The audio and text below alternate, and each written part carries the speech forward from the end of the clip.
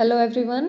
इस वीडियो में हम कर रहे हैं थ्योरीज ऑफ इंटेलिजेंस। तो हमारी जो क्लासिफिकेशन है वो है साइकोमेट्रिक या स्ट्रक्चरल अप्रोच, या और दूसरी है हमारे पास इंफॉर्मेशन प्रोसेसिंग अप्रोच। तो यानी कि हमारी जो थ्योरीज है वो दो कैटेगरीज में डिवाइडेड है। तो साइकोमेट्रिक अप्रोच क्या होती है, इसमें हम इंटेलिजेंस को एग्रीगेट ऑफ एबिलिटीज़ कंसीडर करते हैं, यानी कि कलेक्शन ऑफ एबिलिटीज़ होता है, और मेनली इसमें हमारे स्ट्रक्चर पे फोकस होता है, और हम परफॉर्मेंस को एक single index of cognitive abilities की फॉर्म में डिस्क्राइब करते हैं, यानी कि हमारी परफॉर्मेंस को एक सिंगल इंडेक्स की तरह डिस्क्राइब कर देते हैं। सो दूसरा हमारे पास है इंफॉर्मेशन प्रोसेसिंग अप्रोच। इसमें हम प्रोसेस पे फोकस करते हैं। इसमें हमारे पास साइकोमेट्रिक में क्या होता है, इसमें हमारे पास स्ट्रक्चर पे फोकस होता है, इसमें हमारे पास प्रोसेस पे फोकस होता है।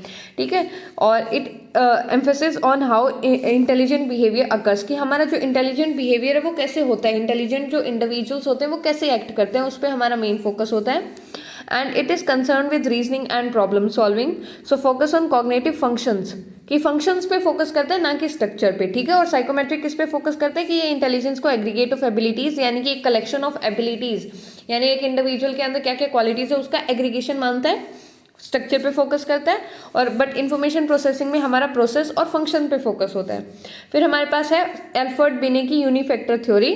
ठीक है, ये हमारी साइकोमेट्रिक थ्योरी है, जिसमें he was the first person to formalize intelligence in terms of mental operations.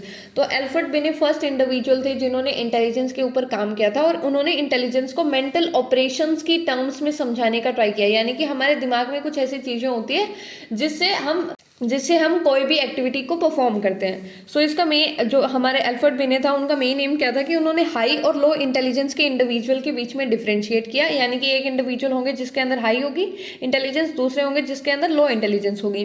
तो उन्होंने बोला कि इंटेलिजेंस के अंदर क्या होता है, इंटेलिजेंस का मतलब होता है one common set of abilities, जिसका हम हर एक प्रॉब्लम सॉल्व करने में यूज करते हैं, यानी कि हमारे पास एक तरह की एक सेट होता है एबिलिटीज का जिसका हम यूज करेंगे, कोई भी हमारे पास कोई भी प्रॉब्लम आए, कोई भी एक्टिविटी आए, उसमें हम उसका ही इस्तेमाल करते हैं। सो इसलिए इस थ्योरी को हम यूनिफैक्टर और वन फैक्टर बोलते हैं। और लेटर इट वाज डिस्प्यूटेड, क्योंकि हमेशा पता होता है कि हम इंटेलिजेंस को सिर्फ एक यूनिट के फॉर्म में डिस्क्राइब नहीं कर सकते। दूसरी हमारे पास आती है चार्ल्स स्पीयरमैन।